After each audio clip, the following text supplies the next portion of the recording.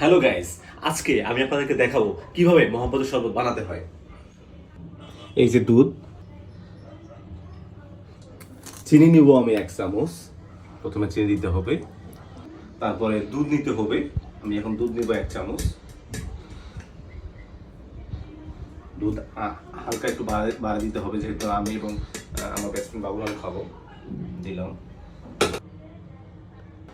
এরপরে এটা লাগিয়ে নিতে হবে সুন্দর করে এবং একটা লক্ষ্য দিতে হবে যাতে পানিটা কোনোভাবে বাইরে না আসে। এবং এখন এটা আমরা অন করে এটা ব্লেন্ড করব। গাইস, ব্লেন্ড হয়ে গেছে। এখন এটা আমরা আবার খুলে ফেলবো। দুধ আর চিনিটা ব্লেন্ড হয়ে গিয়েছে। একটু বরফের পানি দিব, যেহেতু এটা মহব্বতের শরবত। একটু এটাকে এখন আমরা দিতে চলেছি একটু রুয়াবজা। দেখেন গাইস কিভাবে মহব্বত শরবত বানাতে হয়।